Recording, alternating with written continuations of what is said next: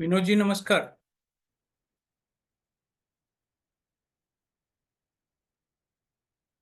नमस्कार सर। कैसे हैं सर? फर्स्ट क्लास सर, आप कैसे हैं?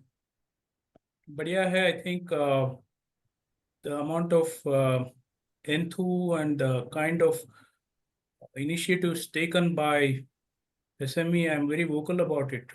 Kudos to you, Yes, your sir. team, sir.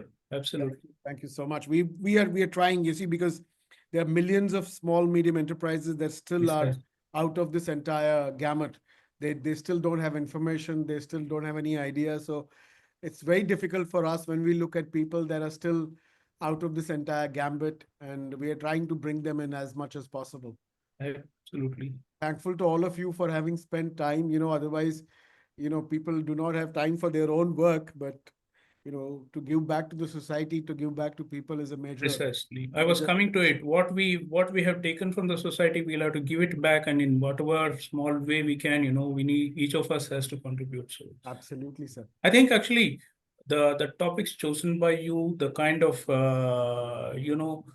the relevant subjects that you choose, is more practical in the current trade ecosystem. So that articulation and choosing people in the domain expert. So that's something which is commendable. What SME is doing, because I saw the program last I attended in Bangalore.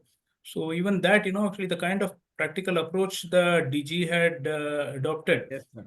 in handholding, it was more of a kind of a, actually confidence that gives to small entrepreneurs, so who are not exposed to these kind of complex subject matters. Very, very correct, sir. Completely agree. Completely agree. In fact, that has been the approach, and we are hopeful that we talk about close to 5.5 crore MSMEs in India, and we are trying to figure out how to reach each and every one of them. And let's hope we are successful. We try to work with everybody that is working in this space. So I think we are already on time. So Najma ma'am, are you going to start?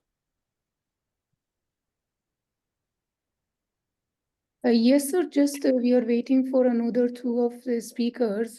So maybe we will start in another 5 minutes. Okay, Mr. If you Meena has don't- not joined yet. Yes.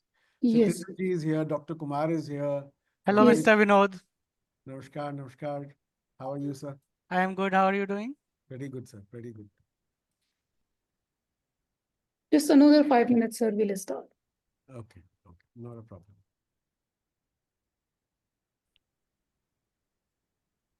Good afternoon, sir. Madhumita here. How are you doing? Hi, Hello, I'm very sir. good. I'm very good, Madhumita. How are you doing?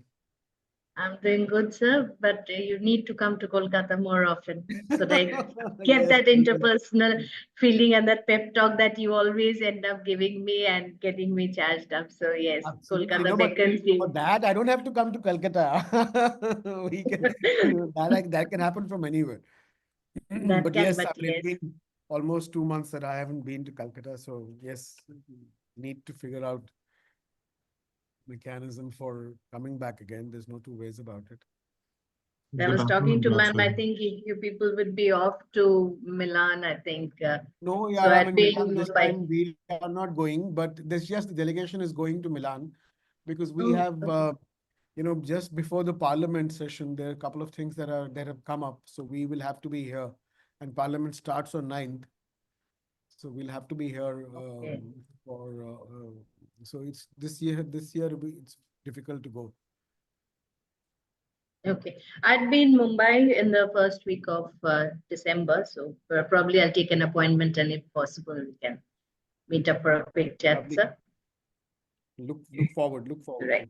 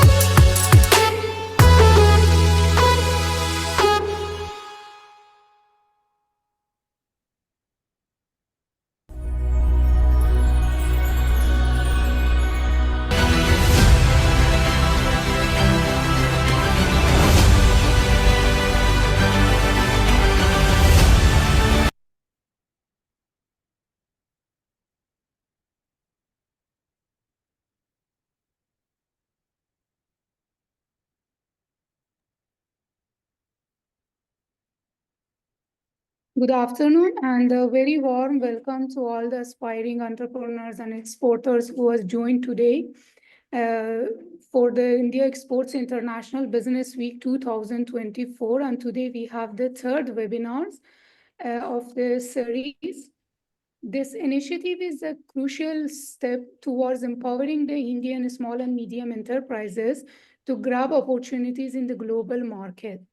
This webinar series has been curated specifically for Indian entrepreneurs across key sectors and will be available on YouTube also.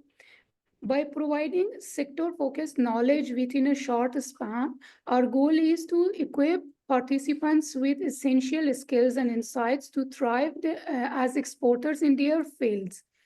Today, our focus lies on the handloom, textiles, and apparel sector, and which this industry represents India's rich cultural heritage, craftsmanship, and manufacturing capabilities, playing a crucial role in the global fashion and textile markets. This sector also presents immense international market potential as Indian textile and garments are globally recognized for their unique designs, superior craftsmanship, and diverse range of products from traditional handloom to modern apparels. However, to unlock this potential, Indian MSMEs must overcome unique challenges in design standardization, quality control, sustainable practices, and international compliance with textile regulations. This webinar will address these challenges and outline strategies to enhance Indian textile and apparel products to meet global fashion trends and quality demands. We are thrilled to bring together experts and successful exporters and thought leaders in this session from the textile industry who will share their practical advices and experiences and insights to guide our entrepreneurs in navigating the complexities and opportunities in handloom, textile, and apparel exports. So, we encourage all of you to please take part actively, ask your questions in question and answer part, and take advantage of the expertise shared by our distinguished panelists today. So with that, and now I would like to invite our esteemed speakers and moderator to lead us through this session under India Exports International Business Week. With that, the first person that I would like to invite is Shri D.L. Meena, Deputy Development Commissioner. I am not sure if he has joined. No, Mr. Meena has not joined yet, I think. Okay, we are still waiting for him. Then we have Dr. Saurabh Kumar, General Manager, Apparel Export Promotion Councils. Welcome, sir. Thank you. We have Mr. R. Sampath, Raghavan, Head EXIM and Logistics, Raymond. Welcome, sir. Thank you so much. Thank you. We have Dr. Archana Gandhi, Professor, Department of Fashion Technology, NIFT. Welcome, ma'am. We have Mr. Satender Singh, Area Sales Managers from UPS. Thank you. Welcome, sir. We have Ms. Madhumita Sarkar Guha, Founder and CEO, Luxe Living. Welcome, ma'am. And we have Mr. Manish Daga, Managing Director, Cottonguru, as the panelist today. Welcome, sir. And the moderator for the session, we have Mr. Vinod Kumar, President, India SME Forum. Welcome, sir.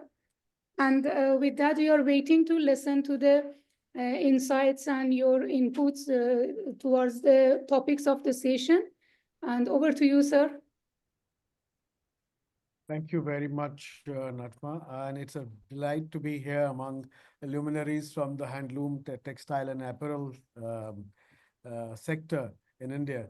As we were discussing just before the webinar, it's the endeavor of India SME Forum to try and get across to MSMEs in every sphere, in every part of the country, so that we can take to them the message of growing your businesses, exporting the best practices, and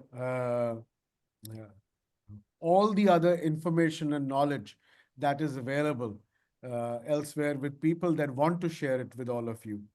So a warm welcome to all the people that have joined on the webinar as well as on the Business Enterprise Enterprise Matters platform as well as on YouTube. So this is a very warm welcome from all of us. Please feel free to use the Q&A section for asking questions to any of the panelists.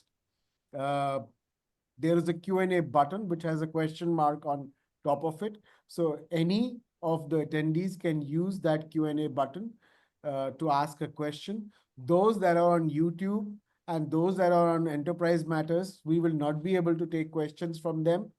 But do comment on YouTube and do comment on the Enterprise Matters website, where we will try and get back to you with whatever questions that you might have.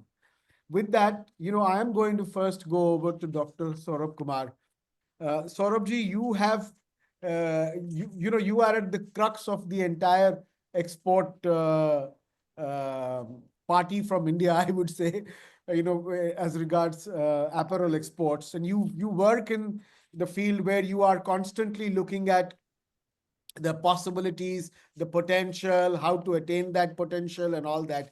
Can you give us an overview of what exactly is the current state of the, apparel, handloom, textile export sector? And what sort of trends are you seeing? There's a lot of talk going on about the fact that we are now going to be a takeover business that used to be there in Bangladesh, and a lot of the other countries, they're not doing so well, and we will come up very easily and all that. But I know it's all conjecture. We want to hear it from you.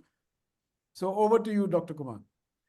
Thank you, Mr. Kumar. First of all, I would like to thank India SME Forum for hosting this webinar. And I can see that there are more than 101 participants. So it's an encouraging number. So with regard to the export trend, over the past few years, India's exports were not I would talk only on apparel because I deal in that segment only. So apparel export were not doing very well. Last year, we were somewhere between 14 billion to 14.5 billion.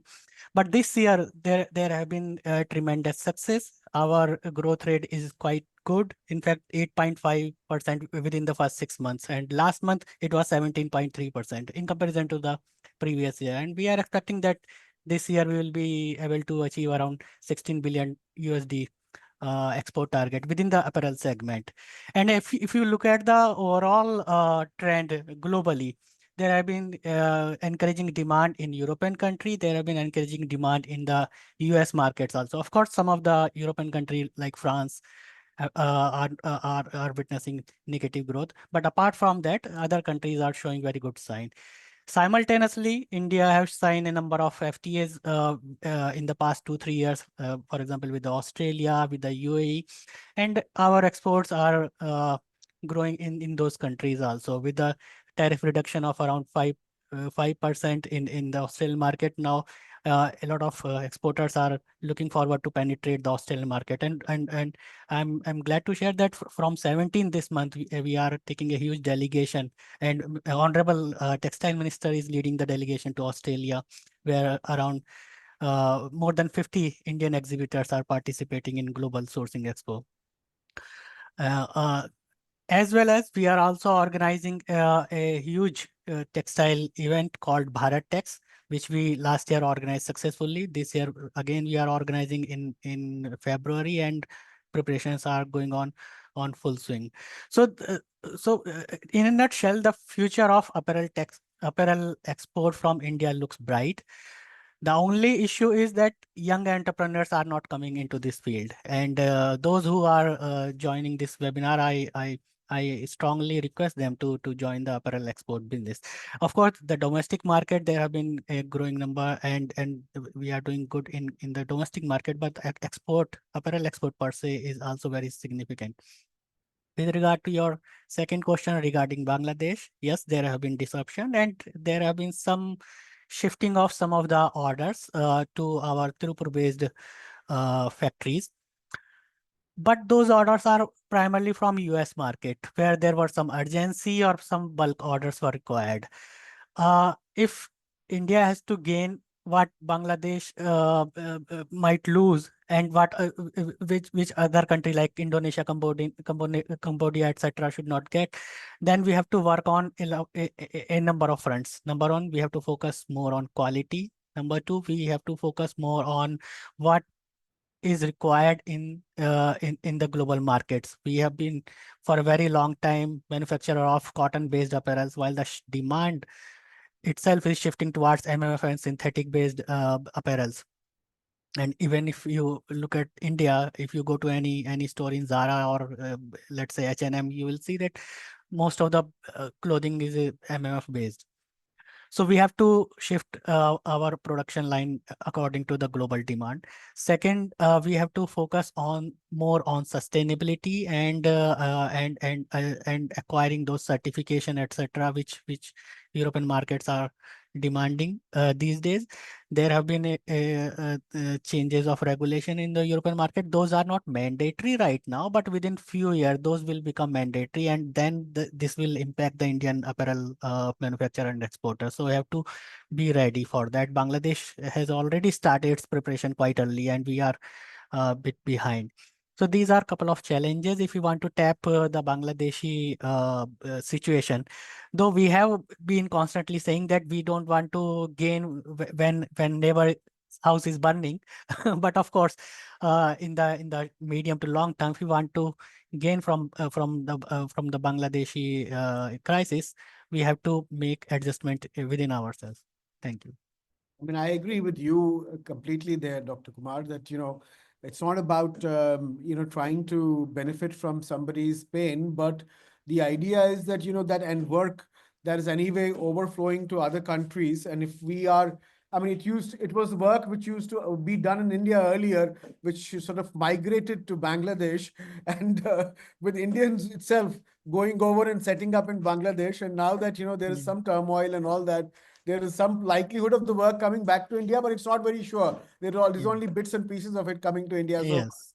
I'm going to go over to Dr. Gandhi, and Archana ma'am, she works in this sector. She's a very, very cued in person when it comes to, textile exports and textile fashion and all of that. So I'm going to ask you, ma'am, we talked about the possibilities. We talked about the current status. What do you think, whether it is textiles, apparel, handloom products, what do you think which global markets are showing great potential in terms of growth as far as Indian exports to those markets are concerned? Thank you, Mr. Kumar. For some reason, many countries, including India, as far as garment exports are concerned, have been focused too much on US and Europe, particularly the western part of Europe. But I think there are many opportunities, like Mr. Kumar just talked about Australia. That Australia is could be a huge market, and I'm sure government's initiatives of signing an FTA and ensuring that the countries understand each other to export, you have to have bilateral trade agreements as well as understanding culturally and in terms of economy and in terms of strengths, you have to understand each other's countries. So that I think the delegation that is going to go with the ministers really going to be very beneficial to all of us. Australia is one of the big markets. The other sector is the South African region, which has Botswana, South Africa, Lesotho, Swaziland. These are some of the countries that we have not been able to really tap.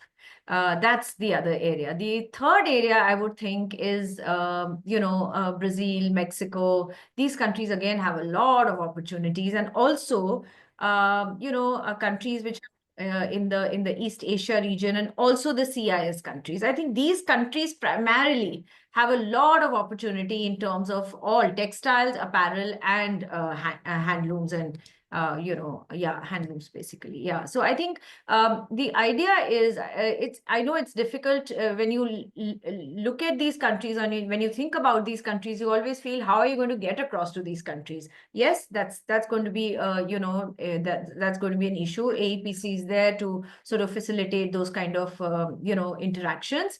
But also, I think a little research on what these countries are about, what are the opportunities, what kind of people have been using those opportunities from other countries which have been using those opportunities is something which is required by individual exporters, who are really interested in getting into these countries. So that's where I feel a lot of opportunities lie.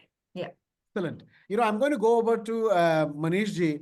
Manish ji has been talking about, sustainable exports for a very long time. He has been talking about building, how does India build robust supply chains, and also about sustainable and ethical fashion. That could be the key for India to actually, get into global supply chains, A, B, also be able to grab a bigger market share internationally. So Manish ji, your perspective, please. Thank you, Vinod ji, and thank you, India SME, for this opportunity, and welcome to the viewers, and of course, my regards to the fellow panelists. We need to understand our USP basically. India is a country of farmers, smallholder farmers, small holding of land, and in abundance. We have 35% plus area of the world under cotton agriculture in India, which has always been our USP since many years. Currently, the trend being followed is go into the MMF part. That is always going to be a challenge as far as proving the sustainability component. 1 year down the line, it's going to fall apart. That is one part. Sustainable and cotton and surplus cotton and fair price cotton is where India has been strong since many years. One part. Second part is ethical sustainability labels.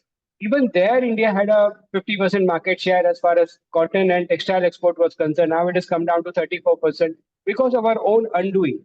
We can follow Bangladesh, we can follow Sri Lanka, we can follow other countries, we can follow China, what they are doing, but they banged on mass scale production at low cost. For Very India, good. that is going to be a challenge. The garment industry has to be totally differently placed here. In denim, if I give an example, India has only 1% market share. Bangladesh has 18% market share. Raymond, my fellow panelists at Raymond would appreciate that. So it is a long way journey. We are a far second to China in RMG and very, very much behind Bangladesh. So we can come down to where we are strong at. So sustainable textiles has always been India's strength since many years. India has grown a lot of cotton, sustainable cotton. If the policies are placed right and the positioning is done right, then I think sustainable fashion, because everybody knows now what is greenwashing, what is fast fashion, what are its perils, and going down the line, carbon credits, offsets are going to be a major player as far as even investment and financing is concerned, and rating is concerned. So here we can place ourselves very smartly right now, so that 5 years down the line we have a clear position in play that we are untouchable and unbeatable in the segment. Yes, I completely agree with you there. In fact, maybe Dr. Gandhi might like to add a couple of things there. Dr. Gandhi, we are talking about the fact that India, though the world is talking about a lot of synthetics and a lot of, man-made fibers and all the other stuff, but we can go back to our roots, and that's something that nobody can take from us. You've just taken words from my mouth, Mr. Kumar. I was going to say that everybody, the whole world talks about sustainability. India is already a very sustainable country. This is one country in which clothes were never wasted. Either they were given to a bartan wala in exchange for bartan, or they were hands me down. The brother had to wear the older sister's clothes. The younger sister had to wear the older sister's clothes. Even brothers wearing older sister's clothes has happened, in many countries. So we have been a very sustainable country, of course. That is true. So any norm that you use, reduce, reuse, recycle has been very common in India. Circularity has been a common part in India. It has been a culture in our country, and every part of the country, the handloom is based on that culture of preserving our natural heritage and ensuring that we do everything sustainability. So, people might say big words all over the world, and it might be the hottest topics in big conferences, but we have been a very sustainable country. But we are forgetting our roots, and we are getting embroiled in the jargon. That's what we should not do. Small initiatives. There are many garment exporters, based manufacturers, and handloom handloom companies sitting here. Very small initiatives in factories can help you actually develop sustainability practices. For example, when you talk about garments, because I come from the garments area, there is something called zero waste pattern making. What is zero waste pattern making? That you develop a pattern like that when you place it on the fabric, there is minimal waste. Imagine if you start saving fabric from there, and whatever fabric is being cut, which is not being used, which is jisko hum chindi bolte hain, for everybody who understands Hindi, actually can be used to make small accessories. So, the sustainable practices are so simple. And of course, we've seen this in our families. Ek piece of cloth bhi kabhi waste nahi kara. Humne usko chahe dusting ke liye use kar le. Similar practices. So we only have to think what we have learned over a period of time and use those practices in a larger setup. I know it's easier said than done, but I have seen very small factories, who have taken initiatives in which very large factories have taken those, them to those smaller units to see how sustainable they are. The block printing technique in the country is so sustainable, so those kind of things, very small things can be done. Green factories. Up villages mein jaiye, most of the mud houses or the way they build the houses actually keep very cool in summers also. So when we talk about green buildings, when we talk about green factories, well, we are talking about that very basic things which have come up from, our culture itself. So that's my take. Of course, there are so many. Sustainability is such a huge and a hot and a important word these days that somewhere I feel that people are getting lost, but smaller practices can really help. I completely agree with you. I mean, you echoed right, exactly what most of us feel.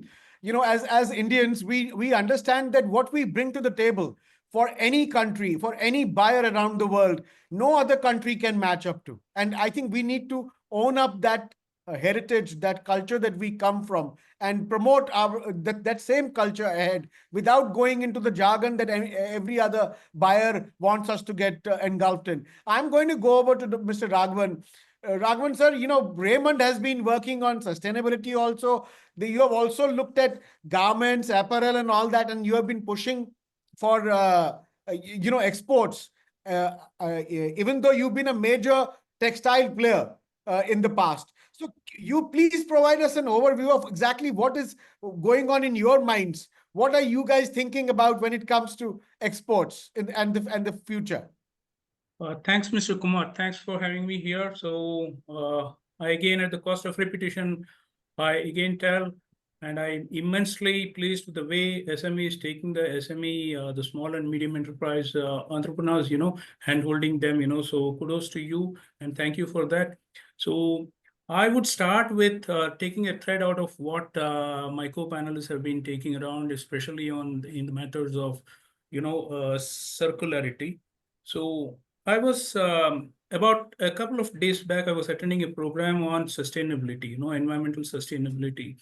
So where it falls through basically is that by way of recycling. So if the value is not achieved at 80% of that, so it falls through and it goes to a landfill. So the idea is building up science and technology, using science and technology in a way where the recycled material fetches higher value so that it elongates the life of the recycled material. That's one thing that actually comes very starkly here. So that is one thing I just wanted to give actually my thoughts on that. Dr. Archana was talking about recycling, and then so the recycling becomes more sustained if we are able to recycle it in a better manner so that the value fetched out of the recycled material is proportionately higher than what it is today. So actually you may have one or two recycles done, and then again it goes to landfill. That's not the idea. So probably it should lead to even regeneration, probably, so some new scientific ways where we can regenerate and then produce things and things like that, that can probably increase the sustenance of this recycling that it's not a jargon, it's an imperative in now the ESG days, we have to do that. Coming to exports, Raymond has been in the forefront of worsted wool and wool blends. And, actually, now the world, as actually Dr. Saurabh was saying, is moving towards, synthetic fabric. So now while talking about synthetic fabric, there is a sustainability to that also. We're talking about a lot on recycled synthetics and things like that. Adoption of these new technologies, so where the recycling is done in a scientific way and things like that, and then actually the governance of this by the EU in terms of traceability and things like that has taken quite a bit of attraction compared to other countries, So what it means is basically that actually the tools which they use for traceability, the kind of scientific ways in which they're able to map the origin of the material and things like that, how it is being done, what is the process involved, what is the longevity of the process, what is the sustenance that it can lead to and things like that. Europe is far in advanced state as opposed to the US and other Western countries. Of course, it has to take traction in the Eastern countries. It's not basically because we are manufacturing based and that is consumer based. West is consumer based. So in terms of how the market looks like, Mr. Kumar, is basically we also touched upon China plus Bangladesh. China plus one is people talking about China plus one. Added to that, the opportunities that can be capitalized with Bangladesh having a tough time nowadays. So here the key is basically, as Dr. Saurabh rightly said. So or actually it was just that US shifted for its immediate needs to India, so that in Tirupur we saw some traction of high orders. That is not sustainable. As of now, if you see the scale of manufacturing in India vis-a-vis the scale of manufacturing that Bangladesh has built up, Bangladesh has built up far better scales, 1:10. I may be wrong in statistics, but then it's about that, 1:5, 1:7, 1:10. So in the fashion world, especially when we're talking about large retail chains banking upon stable supplies from the manufacturing countries like India, Vietnam, Bangladesh, Cambodia, Turkey, now since the near-shoring and then friend-shoring, they're talking about friend-shoring, near-shoring and things like that. What it means is that actually any manufacturer who does not have the vantage position in adapting to the fastest turnaround time to the US retail chain is in a disadvantageous position. I think we need to make up a lot on that because we are logistically challenged in terms of the political upheaval in various countries, number one. Now, actually, COVID was a real lesson for us. But then right now, the Turkey, Ukraine, Israel, Hamas war and things like that, it has almost actually disrupted the entire supply chain in a manner which we are not able to come out of. And we see no end to this war and things like that. So, but then having said that, what is the exit point for this is basically how innovatively we think about giving a unique value proposition for the customers in terms of innovative products. While I'm saying that, I'm talking about the SMEs and things like that, because large players can sustain, but then SMEs, so how are they able to sustain in the international market is basically the scale is something which the SMEs cannot compete with the large players, but then the uniqueness that they build in their product quality, the uniqueness they build in the serviceability and the customer orientation and things like that, it goes into their culture and things like that. So those things, especially where in terms of artisans, then handicrafts, and in terms of your handloom and things like that, so we have a large diaspora of Indian population across the West, so this is the basic market that actually SMEs can tap. So that would be the way forward for us to look at, and then that would be the target market we should be looking at. As far as Raymond is concerned, yes, we are trying to scale up. We have 4 plants in Bangalore and 1 in Ethiopia, where we are servicing the US market and the European market. So things look to be quite flat right now, but then we are looking up for the next year with a great amount of enthusiasm. And then probably we are building up capacities towards that. Thank you, sir. In fact, what you stated, in terms of the current political situation around the world, it's not very conducive to business. There's no two ways about it. In fact, one of the things that I also wanted to share is a lot of people were talking about, B2B orders, and I wanted to bring in Mr. Satender Singh here.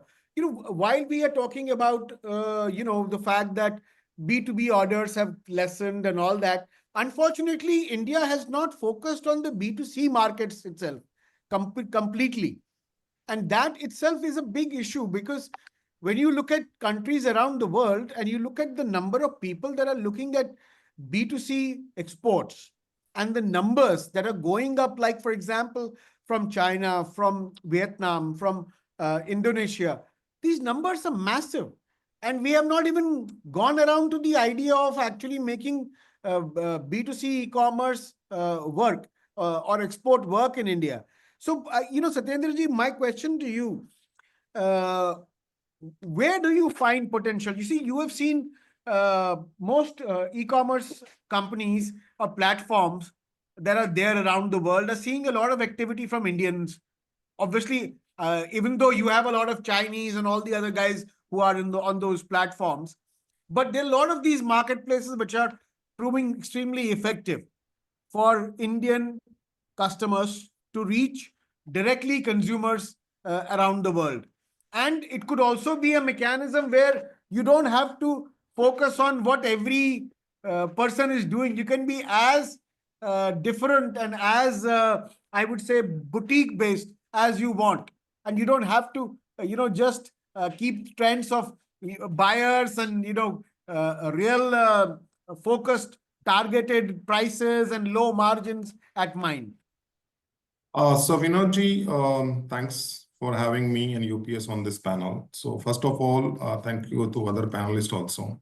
So coming back to your questions, yes, you are very right on that e-commerce from this particular industry segment like textile, apparel and handloom is not that much improved in India like other sector, which is low cost.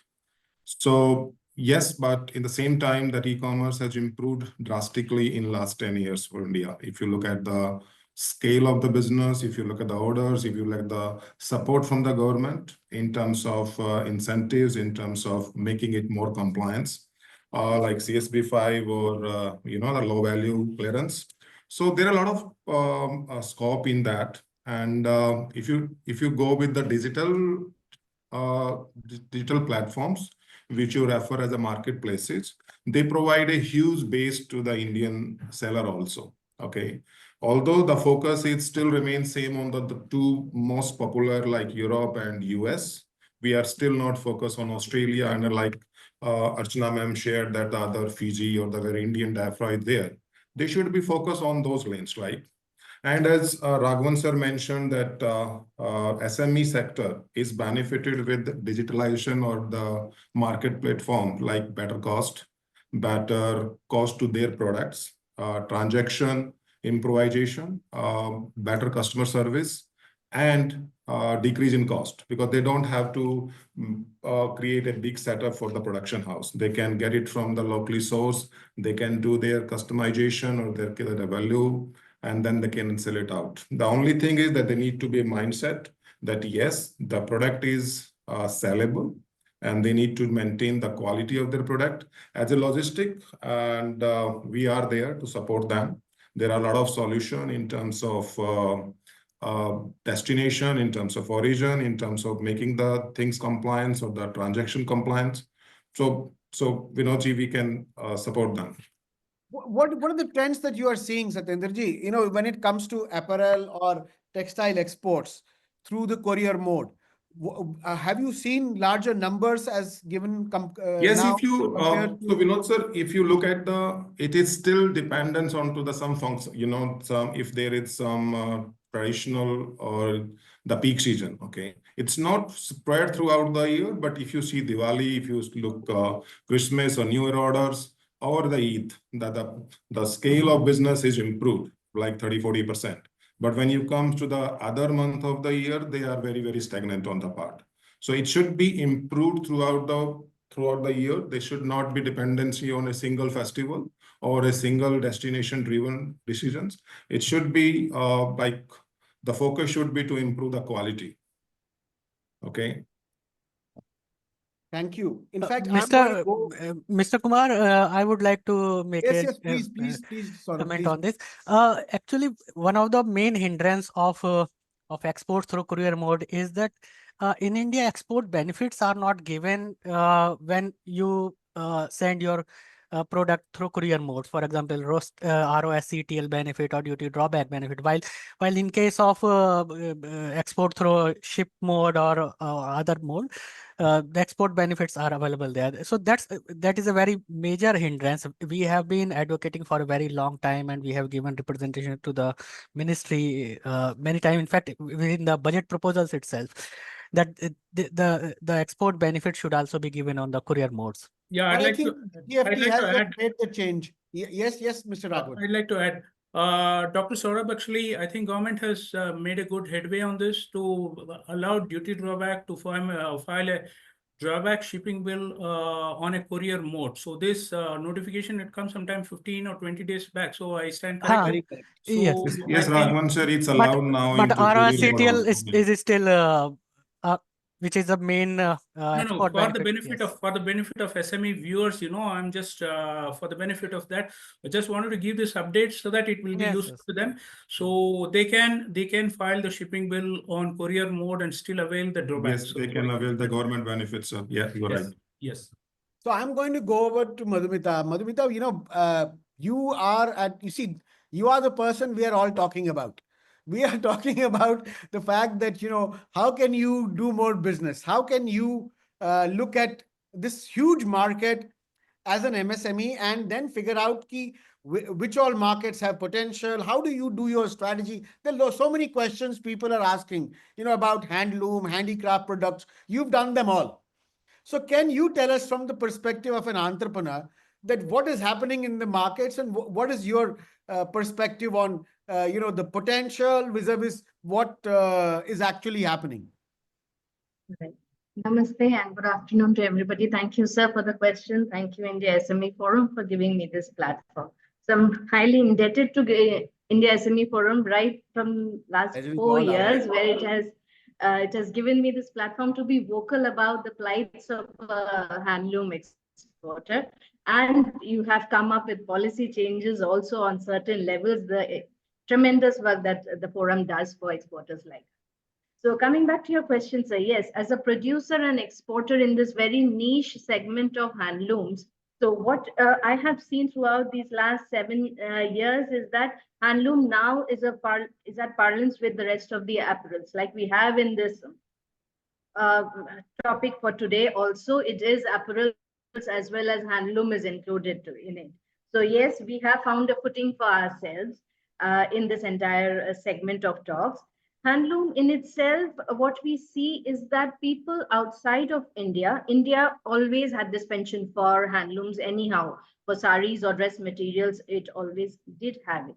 But the rest of India, the rest of the world, be it Europe, be it USA, be it Japan, people go gaga over the kind of fabrics that we produce by hand. So firstly, we need a little bit of an education there as to what we mean by handloom, because in many cases they fail to understand what is handloom. Handloom hai kya? You make it by hand, or I see you make it by hand. How you make it by hand? Do not know the difference. Like I do jamdani, and it is within a fabric and not an embroidery. So things have to be told to them.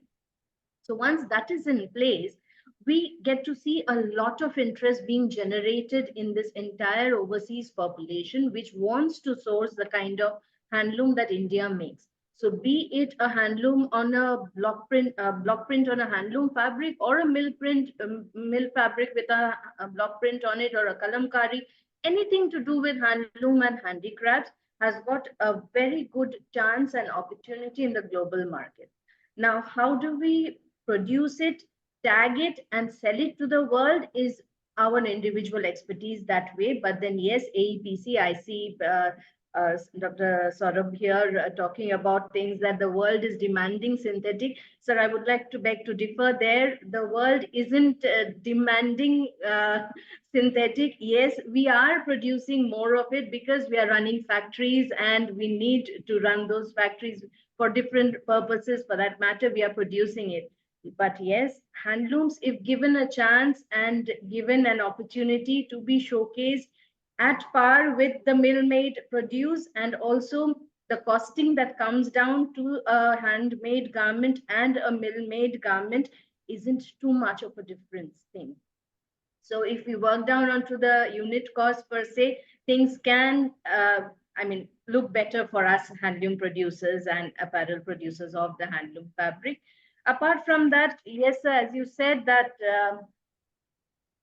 B2B, we have been doing B2B for so long now. B2B has been running flat. Like Mr. Sampath also said, the market for Raymond's, yes, it has been running flat. It has been running flat for us too. So that percolates down to us small producers and exporters as well. But then, yes, we see the opportunity that once people get to understand that, yes, they are able to procure things in small batches from us, because we constantly get the question, do you have stock? Do you have surpluses? So yes, we are willing to produce surplus, because for us to run the looms 365 days a year, to give a weaver their livelihood 365 days a year is our purpose, is the reason why we are in this particular field. So if we are keeping that surplus, and if that courier mode of D2C is present to us, and all the benefits that was earlier coming in from the B2B kind of business is given to us for the courier mode of exports also, we are more than willing to engage more and more weavers and get handlooms and the GI tag products of handlooms into the world out there. So yes, we would need help from each and every one of you here on the panel as well. And I'm sure there's so many of us in the audience who would want to get more footprint out there into the world of Indian handmade products. I would like to add something to what Ms. Madhumita was saying. So one of the good things about B2C is basically that your value per shipment is not very high. So number one, so it makes sense to export these to the US market, because as of now, you have a threshold of $800. Less than $800, there is a de minimis clause in which India can export to the US without the US importers paying any customs duty. But then that is going to change. So now US is coming out with a legislation where actually that threshold will be reduced to a large extent, taking a clue from what in Europe they have done. So I think this particular duty structure, which is almost between 10% to 27%, in our products, it's between 17 and 27%. So look at the kind of fiscal benefit the importer gets if he's going to pay 27% less on imports. So this is the market to tap for B2C, whereby, you go ONDC and things like that. The platforms like Amazon and things like that, they do this. And we have a unique proposition Raymond has offered to the US market, whereby, the made-to-measure, customized product are being exported to the US. So there are large aggregators in the US, so who typically, if I may have to demonstrate it, it is like I go to a shop in New York, so I place an order, I place in advance and things like that. The aggregator, what he does is that he aggregates everything, and then he transforms the the measurements, and then he converts it to an XML mode, and then he transmits it every night, 12 o'clock, it comes on to my factory. It gets converted into the pattern and things like that. It goes. And now here the logistics plays a very important point. Mr. Satender will be able to appreciate this.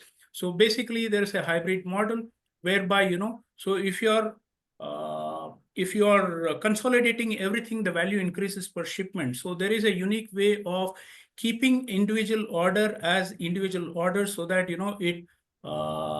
it maintains that tab of $800, less than $800. Typically, a garment cannot be sold at that high price. So probably a shop will give an order for, let us say, $100 or $200. So it goes as an individual shipment. But in order to avail the logistics optimization, cost optimization, probably there's a hybrid model which is built by some of the courier companies. I don't know if UPS has it.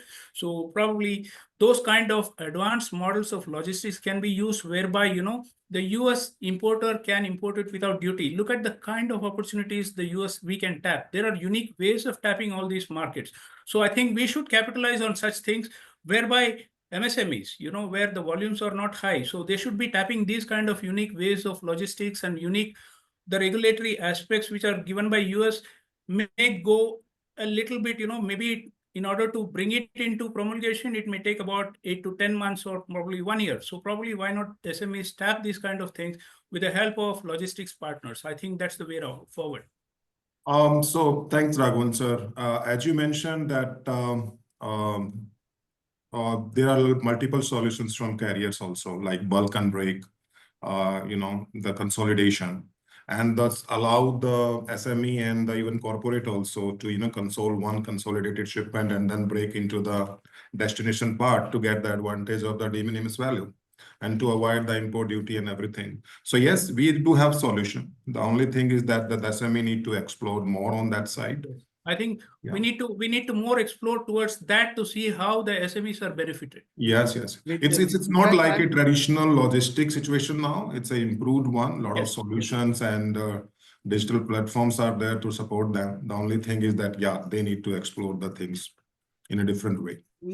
I request everybody to please keep questions only on the Q&A, because I can't check both chat and the Q&A.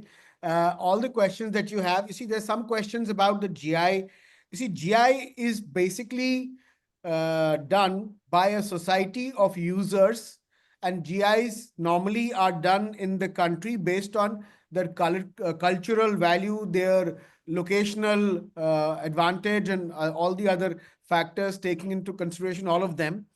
And if you are making a GI product, you need to become an authorized user by applying as a registered user to that society or the department that is. So for example, chicken curry, somebody had put up here, Mr. Agarwal had put up here. So what we have shared with you, sir, Saurabh ji, is that there's a textiles committee which has got the GI registered Lucknow chicken curry. You can apply to them if you are making chicken garments, fabric, whatever, and they can offer you a user certificate as a GI user. And now moving forward, Archana ma'am, I wanted to ask you, we're talking about, at one hand, I'm seeing a lot of the things here on the Q&A, also on the chat, where people are talking about, there's a lot of competition, and how does one stay above competition? How do you, I would say defer to competition, but how do you adapt to the market. What sort of strategy should one employ if one is to become competitive, and at the same time differentiate oneself from whatever is happening. We talked about the fact that synthetic versus handloom versus organic, and there's a huge number of people out there that are wanting to look at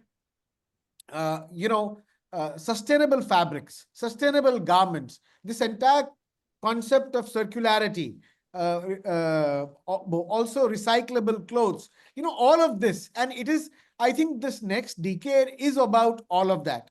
Now, we've had a huge tradition, a huge history of textiles, unique handloom techniques, unique dyeing techniques, a lot of cultural elements, which could be the base of us standing out as far as being competitive is concerned in the global arena. What are your thoughts on this?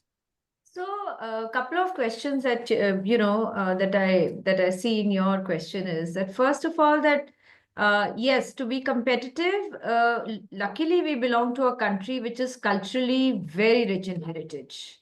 What we have, probably nobody in the world has. Every state in the country, every little city in the country is known for some kind of embroidery or weave or something or the other. Now, tapping into our own resources and ensuring that we develop designs which are internationally acceptable is what the challenge is. So I think our competitiveness, one, can come from the kind of designs that we offer. Competitiveness also comes when we are very proactive. For me, being in the industry, I've worked in the industry for many years, and I understood that the buyer does not want a post office here just to, say ki humne aapko ye bhej diya, now work on it. Buyer needs people who are proactive in terms of design, in terms of problem solving, in terms of, understanding the customer, so on and so forth. So I think those kind of issues really need a lot of attention, in which you're not waiting for the buyer to give you designs. You are giving buyer the designs based on the kind of forecast research that you have done, based on the customer understanding that you have, and the understanding of the retailers that you have. So that becomes a very important part. That can provide a lot of proactiveness. There are still many countries in the world who export but are not very proactive. They just do the designs which are provided by the buyer. So proactiveness only because we have the design strengths to do it. When I say design, I'm not talking about only a garment design. I'm primarily talking about the kind of fabric design that we do from here. So, for example, because Madhumita was talking, and very aptly so, about handlooms, and I know that handlooms are really required all over the world, because the world wants to become more sustainable. Absolutely. The consumers want to wear something which is circular, which is, hand woven, hand spun, all those kinds. The customer all over the world is becoming very conscious. So we have an initiative called Center of Excellence for Khadi. So what is that Center of Excellence doing? That Center of Excellence is trying to understand the Khadi weavers all over the world, all over the country, and trying to ensure that they understand what are the market-ready designs in Khadi. Whether it's a fabric design in Khadi or it is a garment design in Khadi. Because both go hand in hand, so that the final product is ready for the buyer, whether it's a domestic buyer or it's an international buyer. And they are looking at scalability of very small Khadi weavers, ensuring that if they understand design, they'll have to be scalable, and they must understand how the business is done, both at the domestic and the export level. So what is more sustainable than Khadi, if you look at, from that point of view? And that's been the mantra and the agenda for the country for quite a few years. And I know that Raymond is doing a lot of work in that area as well. And so many other brands are now getting into it. So that's one thing. The other thing which I think is going to be very important in our competitiveness, we keep talking about low cost, low cost, low cost. Low cost cannot happen unless the factories, small or big, MSMEs particularly, if they are not efficient. Production efficiency is a very, very important criteria in ensuring that we remain low cost, and we are still a viable option in terms of costing to the buyer. So ensuring that your basic operations of fabric checking, of cutting, of sewing, of finishing are efficient and have small techniques, to ensure that they are efficient, becomes a very important criteria. The third important criteria is just a minute. The third important criteria is, I think, use of technology. And I'm not talking about very high-led technology. Over a period of time, yes, we will have to move to technology. But simple things like, using CAD for pattern making or using RFID. RFID is a very, very low-cost solution to tracking systems in your factory. एक time पे होता था 10 साल पहले हम सोचते थे RFID वो कैसे use करते हैं, वो तो Walmart use करता है. But RFID has become such an inexpensive solution to very small tracking and efficiency-led issues in garment factories and other, kind of manufacturing systems as well. So those are the kind of things which are going to really provide a lot of leverage to our garment exports and to our MSMEs. So I'm talking from the point of view of MSMEs. I'm not talking about very large setups where, if I was in a conference or this thing there, I would have said a few other things. But yes, if we start there, I think it's very important that we understand these and start employing these techniques, because the world is moving too fast, especially in the fashion industry. And if we don't keep pace with it, and that's where, like somebody was saying, that's where we lose out to countries like Bangladesh. We are not able to keep up because our efficiencies are very low. The kind of cost that they are paying in terms of efficiency, we still have to catch up. A lot of catching up to do, even compared to much other smaller countries in the world who are doing garment manufacturing. Yes, I'm done. Sampath sir, over to you. Yeah, actually, we're talking about cost. How do we optimize on cost? By production efficiencies and marker efficiencies, and then any other energy saving that we do and things like that. But one should understand that actually, while we are talking about it, apparel industry is labor, and the cost of labor is something that is huge on this thing. So unless we are able to scale up to distribute the fixed cost over the product cost, so we're talking about it. So in terms of scaling up, so that becomes very important, basically, because in the international market, when we're talking about it, see, it's okay when you're talking about domestic, confining yourself to domestic market, but then when you're trying to explore export markets, the cost, primarily it's the quality. Second is the cost, and the third and not very less important is the scalability, and then that is the thing. So when you're talking about niche markets of only meeting the Indian diaspora in the foreign countries of handloom and things like that, so yes, cost may not be that this thing. Of course, it will also be a thing, but then when you're talking about some large scale interventions, medium enterprises, I'm not talking about micro and small enterprises. When you're talking about medium enterprises, so the cost becomes very important. How the cost plays, the labor portion is very, very important in this. So I think that actually we have seen ourselves that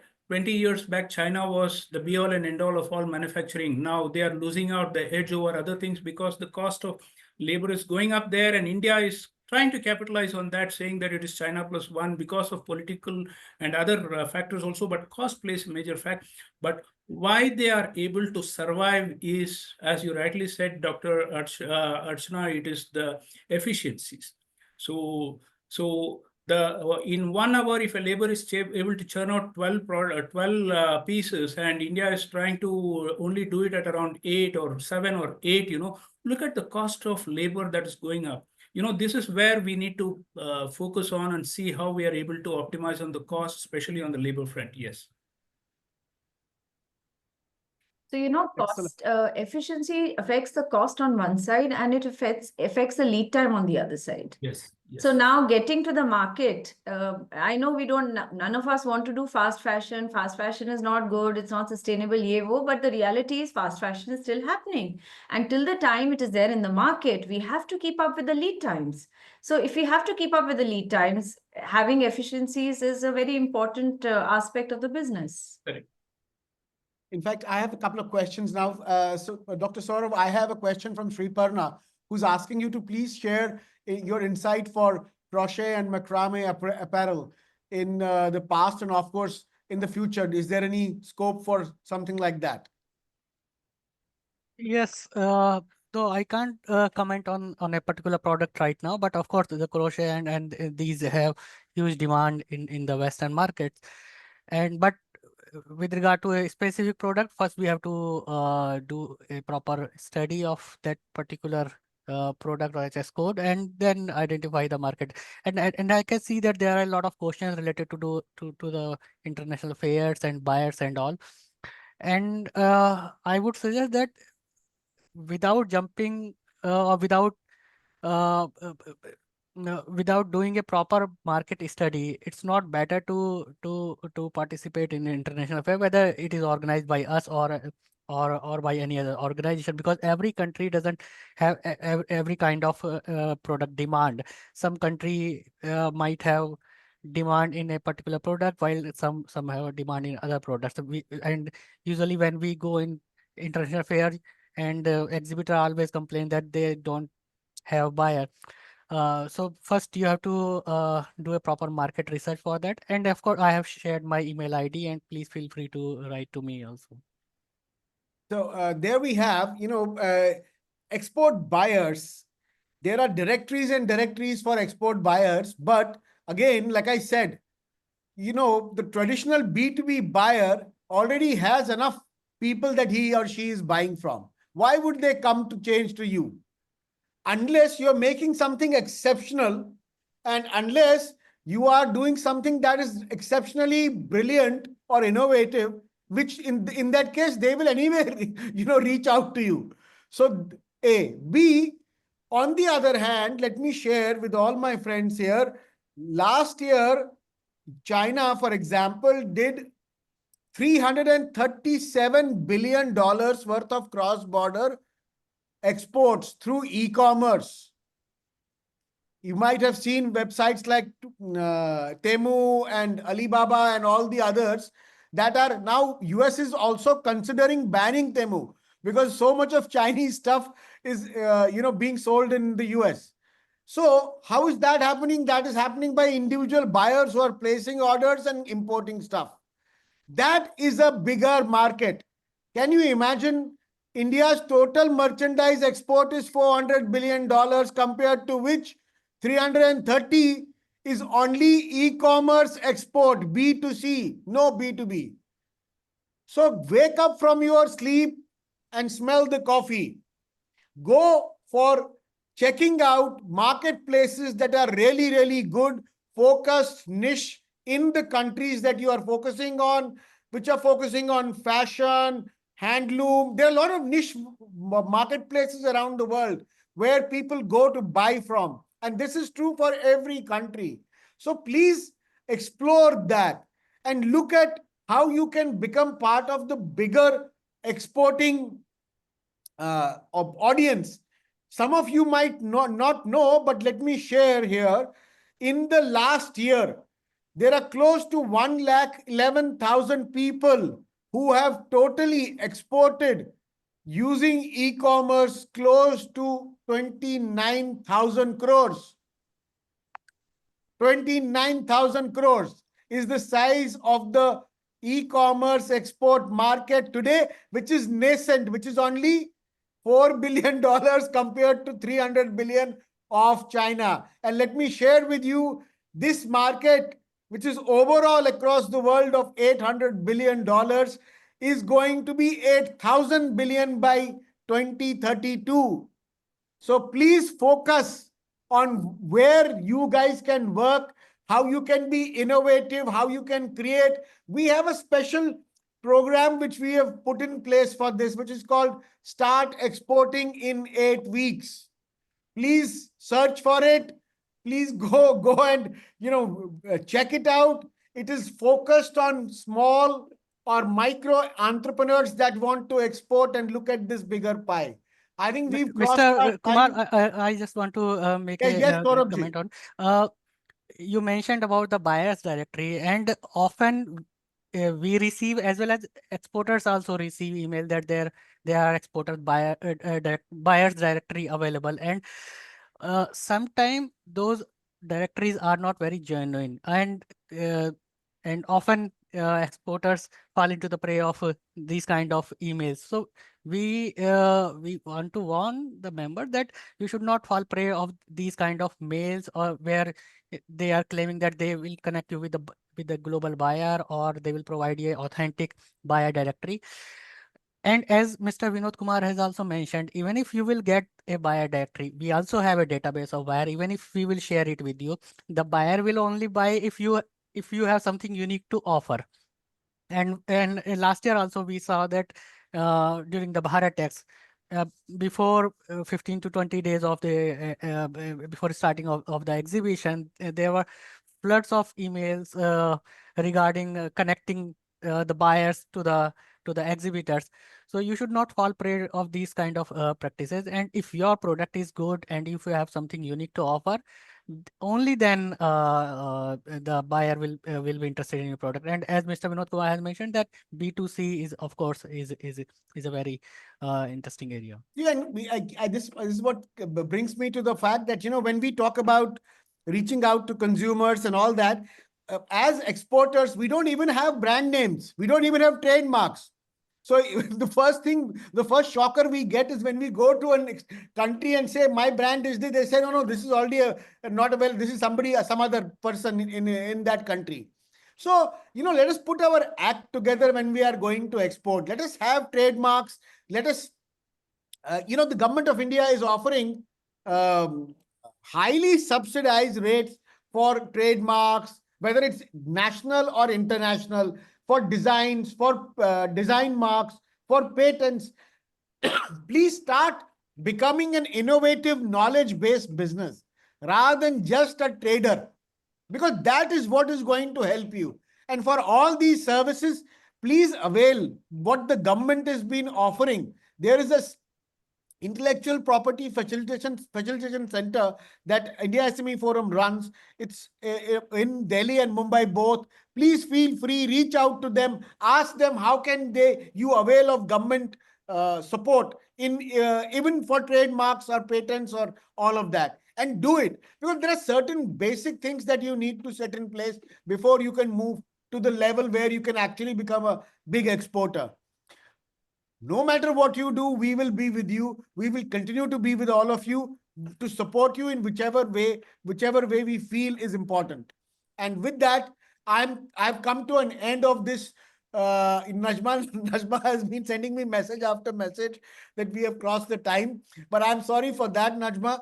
Najma ji is here, so back over to you. Yes, I'm extremely thankful to Madhumita, to Dr. Archana Gandhi, Satender ji, Dr. Saurabh Kumar, and Mr. Raghavan as usual, for all your cooperation, for all your help, for spending time here. And we will bother all of you again very soon. Back to Najma. Thank you. Thank Thank you. you so much, Thank you, sir. sir. Thank you. Thank you all the esteemed panelists for insights that you have shared and all the experience, and for such an engaging and, amazing session. And also I would like to thank all the people who joined today for this, third webinar of the India Exports International Business Week 2024, which was on the topic handloom, textiles and apparel sectors and the export opportunities available in these sectors. We hope and sure that the knowledge and the information shared by our experts panelists will encourage and empower you to tap into the global markets with high confidence. And as the India Exports is going to be, continued all these webinars, so we encourage you to please join and stay engaged, and encourage other entrepreneurs in your network to please take part and participate in these webinars.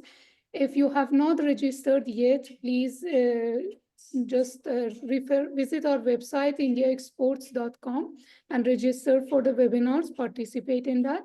The recording of the sessions will be available on our YouTube channel, India SME Forum. And any sort of additional information you can always get from our website, indiasmeforum.org. And if you may have any questions regarding this program, as well as the program that Vinod sir just mentioned, Start Exporting in 8 weeks, you can refer to the website, and you can always write us on itd@indiasmeforum.org. With that, thank you everyone again, and have a great day. Thank you so much. Thank you. Thank you so much. Thank you. Thank you. Thank you, everyone.